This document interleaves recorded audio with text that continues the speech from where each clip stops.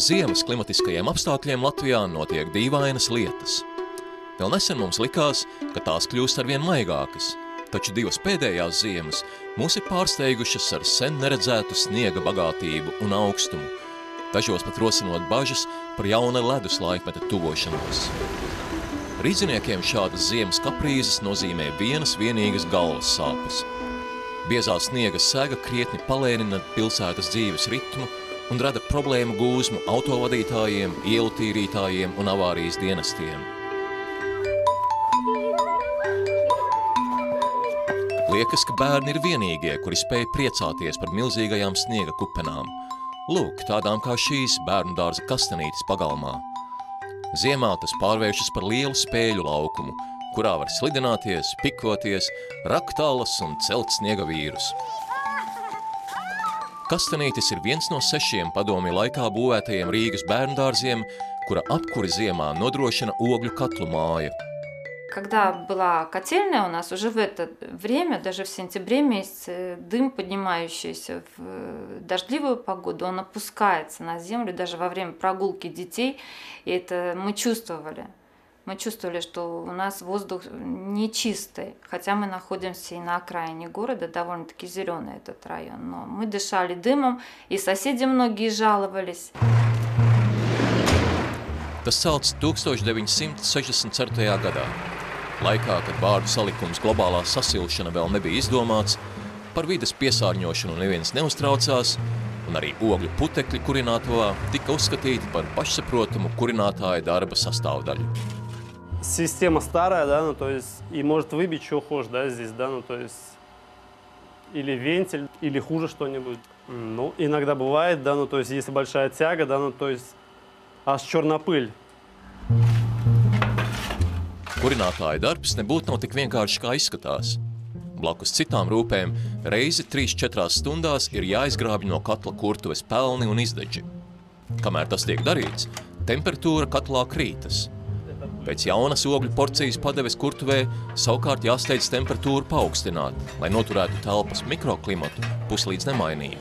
Поддерживаем целый день температуру просто, да, ну то есть в зависимости от погоды, да, а так она 50 градусов, короче. А вот когда моется посуда, там надо поднять около 70 градусов. Oglis ir viens no izplatītākajiem kurināmā veidiem, taču nevienīgais. Apkures katli tiek baroti arī ar dabasgāzi, mazutu un citiem fosilā kurināmā veidiem. Taču tiem visiem ir kaut kas kopīgs. Degšanas procesā reizē ar mums vajadzīgo siltumu atmosfērā nokļūst arī mums nevajadzīgie blakus produkti. Sodrēji, pelni, slāpekļa un sēra oksīdi un oglekļa dioksīds. Neregulārs tas siltums, un mums arī ūdens padeve, siltā ūdens padeve arī nāca no katla mājas, tā kā mēs izjūtām neērtības tīri, katru dienu atrodoties šeit. Izjūtām to, ka beidzās kādā grupā ūdens, un vai nu vienā grupā ir ļoti karsti, un tāpat laikā citā grupā ir vēss vai guļamistabā. Viss gaiss piesārņotais un melnie ogļu traipi un izdeģi, kas lido apkārt, ko mēs elpojam. Tādas neērtības bija ļoti daudz.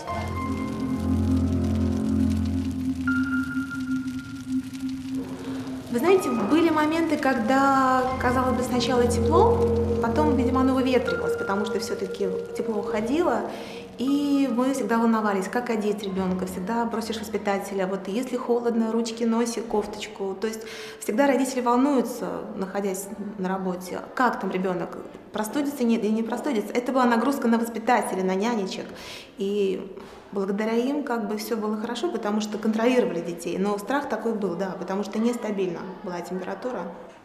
И этот дым, и этот запах, это даже неприятно, конечно. Bet galvenais, fosilā kurināmā resursi nav mūžīgi. Tāpat nav mūžīga arī mūsu planētas spēja izturēt spiedienu, ko izraisa tās dzīvēs esošo resursu intensīva izmantošana. Vai tiešām nav iespējams aizstāt fosilo kurināmo ar citiem siltumenerģijas avotiem, kas būtu neizsīkstoši un kuru izmantošana neapdraudētu planētu? Izrādās ir, un viens no šiem avotiem atrodas tieši mums zem kājām. Saules izstarotais siltums uzkrājas zemes virskārtā. Izmantojot īpašu iekārtu, ko sauc par zemes siltumsūkni, Šo siltumu ir iespējams novadīt uz mūsu mājokļiem, tādējādi nodrošinot tajos atbilstoši mikroklimatu gada augstajā laikā. Tieši šāda siltumapgādes sistēma 2010. gadā tika ierīkota arī bērndārzā Kastanītis. Pirms sāk būvēt ko jaunu, vispirms ir jānojauc vecais. Siltumsūkņa ierīkošanas darbi sākās ar vecās ogļu katlu mājas likvidāciju. Melni nokvēpušais skurstenis ķieģeli pa ķieģelim zaudēja savu varenumu, līdz izzūd pavisam. Savukārt katlu telpā gabalu pa gabalam tiek demontēts lielais šuguna katls.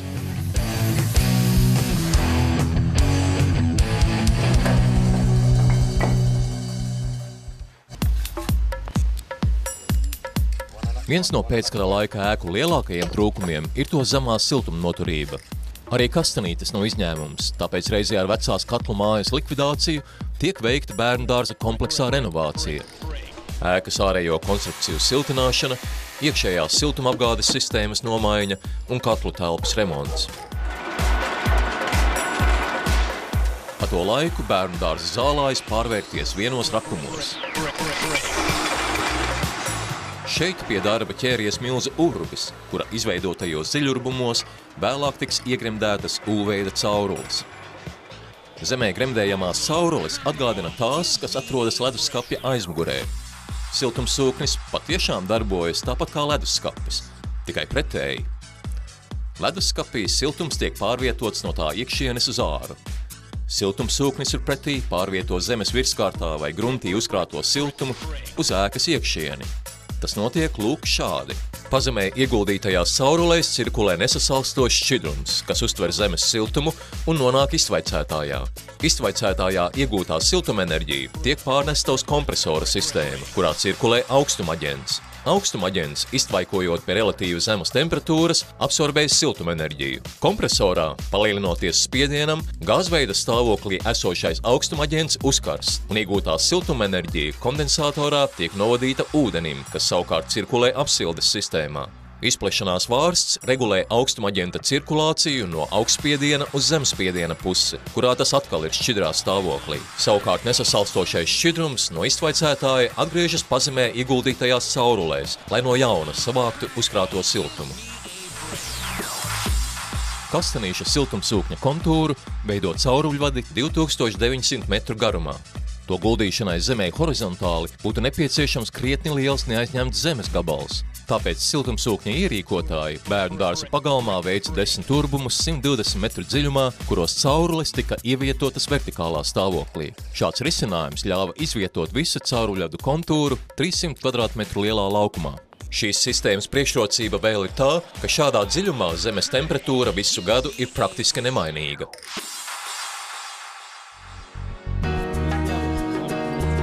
Bērndārza Kastanītis renovācija un apsildes sistēmas nomaiņa tika veikta Rīgas pašvaldībai sadarbojoties ar Norvēģijas valdību. Norvēģijas valdība šim projektam piešķīra 191 000 latu, jeb 78% no kopējām izmaksām. Pārējo daļu 54 000 latu apjomā līdzfinansēja Rīgas pašvaldība. Norvēģijas līdzekļu piesaisti veica Rīgas enerģētikas aģentūra, kas sagatavoja projekta pieteikumu. Rīgas enerģētikas aģentūra veica arī projekta vadību kopā ar sadarbības partneriem – Rīgas domes īpašuma departamentu un biedrību Baltijas vides fórums. Pati Norvēģija ir bagāta ar naftas un gāzes resursiem. Neraugoties uz to, Oslo pilsēta, piemēram, ir apņēmusies jau līdz 2020. gadam pilnībā pāriet uz atjaunojamo resursu izmantošanu centralizētajā siltumapgādē. Nozīmīga vieta šajos Oslo pilsētas plānos atvēlēta siltumsūkņiem. Lielākais no tiem atrodas Oslo priekšpilsētas Skøyenes siltumapgādes stacijā, kur uzstādīti 2 siltumsūkņi ar kopējo jaudu 28 megavati. Siltumu tie iegūst nevis no zemes, bet no pilsētas notekūdeņiem. Kullenbergmiras bērndārzs Oslo priekšpilsētā atrodas patālu no centralizētās siltumapgādes līnijas, tāpēc ēku apkurei un siltā ūdens sagatavošanai ierīkots ģeotermālais siltumsūknis ar jaudu 40 kW. Bet Nordstrandes vidusskolā, kur mācās 420 skolēni, Vecā šķidrā kurināmā apkures sistēmas vietā ierīkoti 3 siltumsūkņi ar kopējo jaudu 180 kW. Līdzīgi kā Kastanītī, arī šeit skolas pagalmā ierīkoti dziļurbumi. Kastanītī uzstādītā siltumsūkņa jauda ir pietiekoša, lai nodrošinātu telpās komfortablu siltumu apstākļos, kad ārā temperatūra nav ilgstoši zemāka par -25 grādiem. Конечно, экономические показатели можно будет подвести после первого отопительного сезона. Но уже сегодня можно сказать о некоторых субъективных факторах. Значит, в детском саду постоянная температура в помещениях, чего в предыдущем, скажем, проекте, когда была котельная на твердом топливе, не было. Значит, в субботу-воскресенье в детском саду никого не было, соответственно, топилась котельная в ночь на воскресенье, с воскресенья на понедельник, соответственно, температура необходимая для того, чтобы дети не болели, и в лучшем случае дети получали в 12 к обеду в понедельник. Соответственно, поддержать температуру необходимую в детском саду в группах при твердом топливе и котельной, когда это очень зависит от человеческого фактора, тяжело. Здесь эту функцию выполняет автоматика. Мы можем установить температуру в зависимости от пожеланий руководителей. Нужно градус выше, градус ниже. Это автоматика нам может позволить. Также мы можем отключить с помощью автоматики приготовление горячей воды на ночь или отключить и установить пониженные режимы в выходные дни для того, чтобы экономить непосредственно электроэнергию и затраты, которые необходимо платить за все это. Jaunā apkures sistēma ir viegli programmējama. To iespējams noregulēt tā, lai naktīs un nedēļas nogalēs, kad bērndārzā neviena nav, temperatūra automātiski pazeminātos par 2–3 grādiem. Tas palīdzēs ietaupīt 5% apkurei nepieciešamās enerģijas. У нас даже бывало в зале настолько холодно, что дети для того, чтобы пойти в зал заниматься музыкой, специально одевали кофточки и носочки, чтобы не замерзнуть в нашем зале. Būtiska nozīme ir arī tam, cik lielā mērā ēka ir nodrošināta pret siltuma zudumiem. Ja ar logu rāmjiem silpos vējš un ārsienas nebūs kārtīgi nosiltinātas, visas pūles var izrādīties veltīgas.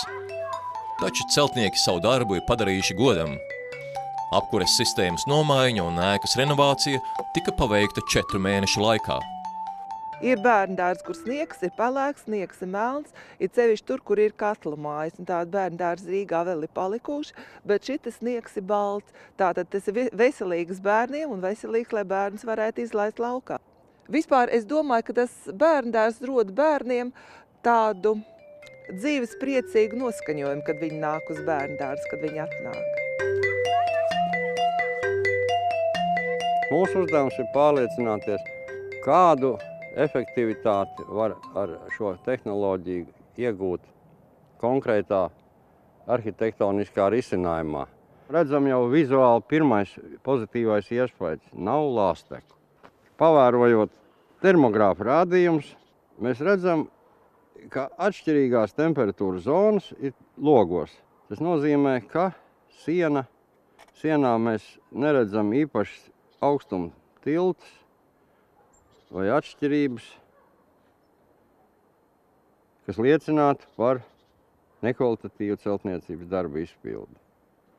Varētu teikt, neefektivitāti, ar kādu darbojās vecā ogļu katla māja, ir apmēram reizes 4 zemāka nekā siltumsūkņa nodrošinātā siltuma apgāde.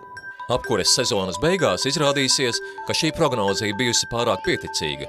Īstenībā siltumsūkņa efektivitāte vairāk nekā 10 reizes pārsniedza ogļu katlu mājas efektivitāti.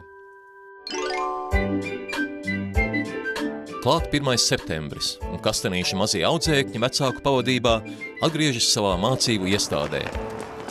Pelēko ķieģeļu sienu vietā viņus sagaida atjaunota fasāde dzīves priecīgos toņos, bet vietā, kur vēl nesen rosījās urbis, dīkst jauna zālīte. Skurstenis ir pazudis, nav to melno dūmu, kas nāk lejā. Protams, viss ir gaišāks kļuvis. Tiešām atmosfēra, pilnīgi jūt to atmosfēru, kad ir vieglāk. Ну, когда мы пришли после летних каникул, ребенок увидел желтый оранжевый цвет, он сказал: «Мама, это как солнышко, это как апельсин». Поэтому для детей это большой праздник был, когда они увидели другой садик. А сейчас как бы чувствуется как бы это тепло удобнее.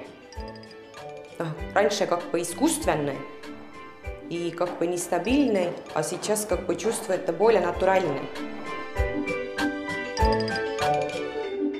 Katram vecākam ir ļoti būtiski, uz kādu skolu, uz kādu bērndārzu iet viņu bērns, jo apkārtējā vide dod arī to kultūras attīstību. Un ja cilvēki dzīvo un mācās netīrā skolā, netīrā bērndārzā, tad viņš arī dažas lietas viņš vienkārši iekšēji nesaprot. Tai videi jābūt ļoti sakārtotai, un vecāki skaidrs, ka izvēlās sakārtotu vidi savam bērnam.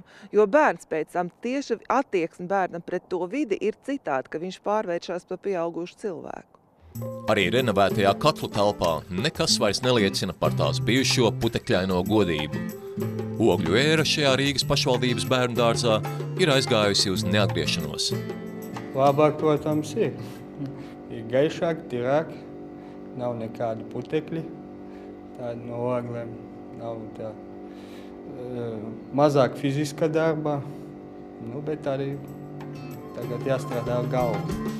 Vecā čuguna katla vietā te tagad izvietotas siltumsūkņa sistēmas ierīces un automatizētās vadības iekārta. Bet šīs telpas saimniekam tagad jāizmirst par lāpstu un ķerru un jāmācās strādāt ar siltumsūkņa vadības un kontroles pultu. Ogļu apkures nomaiņa ar videi draudzīgu atjaunojamās enerģijas veidu bērndārzā Kastanītis ir pirmais šāda veida projekts Rīgā, kam noteikti būs arī turpinājums. Сейчас экологически чистое у нас отопление. Мы наконец-то избавились от угля, от пыли, от копоти, от таких неудобств, как грязные потолки черные подоконники, снег черный, в общем. И такие проблемы теперь уже у нас такой проблемы не будет, как закупка угля, вывоз шлака. Ну, в общем, намного лучше стало. Pilsētas vadības plānos ir nomainīt visas ogļu katlu mājas pašvaldībai piederošajās izglītības iestādēs pret alternatīvām apkures sistēmām. Mēs izmantosim visus iespējamus instrumentus, vai, teiksim, Norvēģu valdības atbalsta vai Kyoto protokolu izmantot instrumentu, lai pēc iespējas vairāk piesaistīt naudas no citiem avotiem, lai ne tikai rīdzinieki būtu par to jāmaksā. Un to izmantosim pēc iespējas vairāk, jo saimniecība ir zināmā mērā sliktā stāvoklī. Un ja mēs redzam vēl 4 bērndārzi, kur tiek izmantotas ogles, un bērndārzu vadītāji ir priecīgi par to, ka tās ogles netiek piegādātas uzreiz, viss tas 120 tonnas, bet tomēr pa porcijām. Tas nav normāli. Eiropas galvaspilsētā 21. gadsimta. Līdz ar to mēs to darīsim tālāk, un, protams, mums ir izdevīgi, ja kādi 75% tas ir līdzfinansējums no ārpuses, un 25% tā ir rīdzinieku nauda.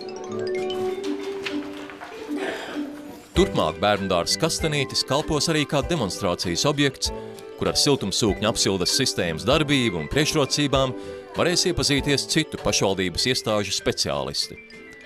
Šeit iegūtā pieredze ļaus praktiski izvērtēt siltumsūkņu piemērotību siltumapgādei pilsētas apstākļos mūsu klimatiskajā zonā. Varbūt šīs kā piemērs kalpos arī citiem dārziņiem uzņemties iniciatīvu, rakstīt projektu pieteikumus. Ir jādod ziņa par sevi, kad mums ir tāda problēma un mēs vēlamies uzlabot un darīt šajā lietā kaut ko. Jo neviens jau nezina, kas tur apakšā darās, kamēr nav atnākuši un izbaudījuši tos savas ādas. Teiksim, jābūt ļoti aktīviem, lai kaut ko panākt, jābūt lielam mērķim, gribēšanai, un tad Dieviņš dos un viss notiksies. Kas zina, varbūt tieši Kastanītim ir lemts kļūt par vienu no pirmajām bezdalīgām, kas Latvijā ieskandēs jaunu pavasari. Pavasari ar zilām, nepiedūmotām debesīm.